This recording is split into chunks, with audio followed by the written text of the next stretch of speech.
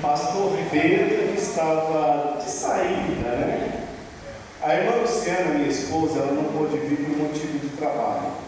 E eu fui levado até lá porque eu me apaixonei por ela, começamos a namorar, casamos e eu me mudei de Santo André e fui lá para a Vila Holanda. No início nós tínhamos um grupo pequenininho, de uma mistura de adolescentes com os 2, 3 jovens. Eu era adolescente.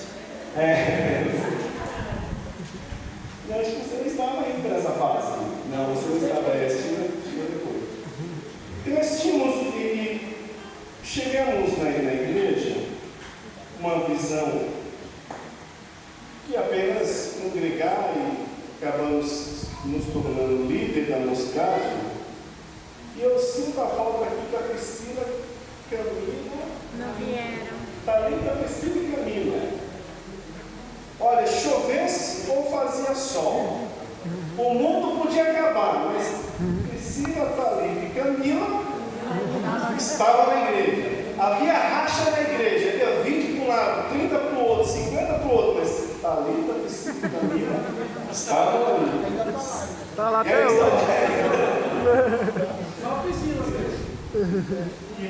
E naquela época, coube esse humilde servo na época a agrupar esse pequenininho rebanho. Nós fomos fazendo um trabalho, começamos a agrupar, começamos a fazer um trabalho de chamamento daqueles que estavam sem ir na igreja.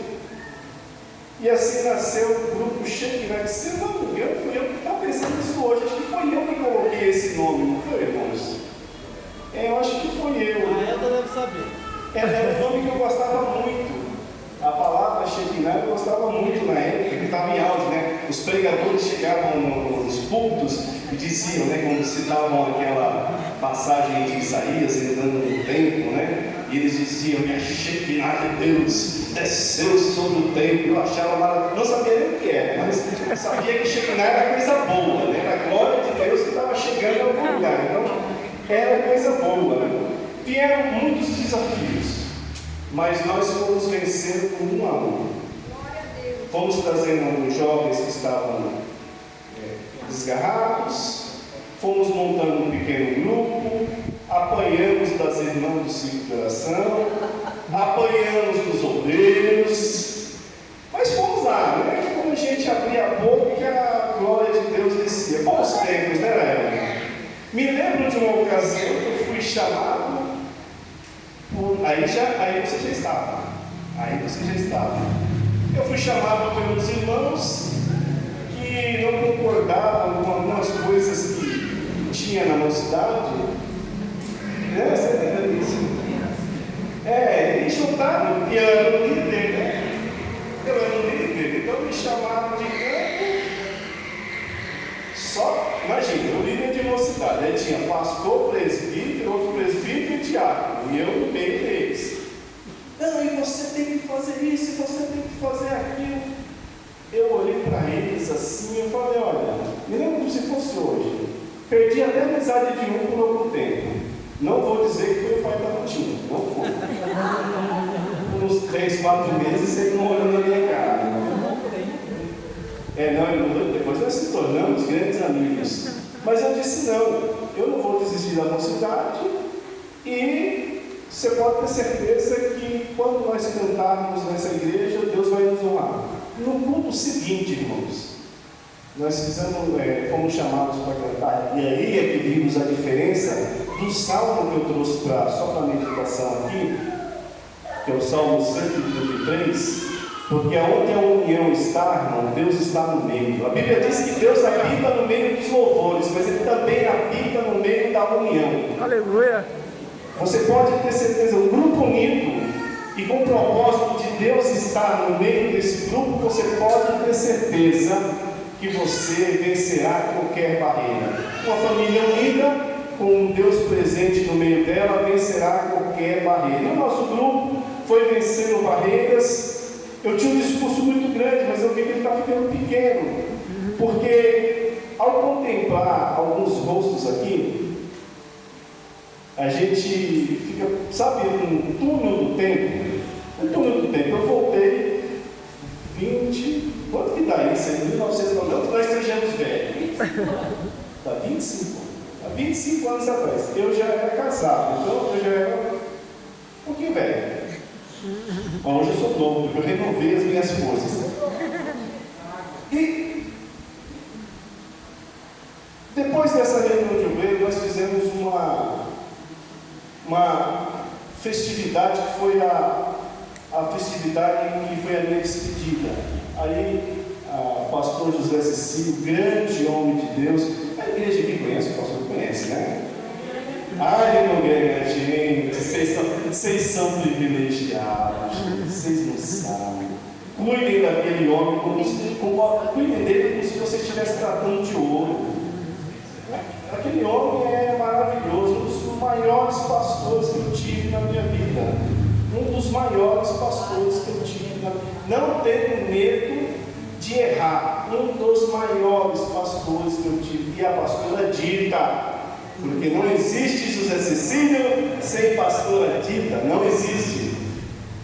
E nós ficamos um tempo ali e saímos. Fomos embora. Fomos para Arujá. E depois fomos para Santo André. Isso passou, irmãos, alguns anos e eu perdi o contato. Depois vocês vão entender por que o salmo que eu escolhi. Eu perdi o contato com esses abençoados e abençoadas por um bom tempo. E em 2010, vai fazer aqui, for publicar um aí, vai me ajudando. Em 2010 eu fui acometido de um câncer do sistema linfático. E eu estava passando pelo processo de quimioterapia, e eu me lembro como se fosse hoje. Eu tinha feito quimioterapia na segunda-feira, na terça-feira, alguma coisa assim, e depois que você faz a quimioterapia, a sua imunidade ela começa a cair. A quimioterapia ela derruba toda a sua imunidade nos primeiros 4, 5 dias, então você perde paladar, você fica fraco. E eu estava dentro de casa, isso já morando em Santo André, já não entrava, não tinha contato, né? Porque naquela época acho que o WhatsApp não existia ainda, né? Não, o WhatsApp era uma coisa boa. Porque naquela época eu não sei como eu estava passando mal em cima da cama.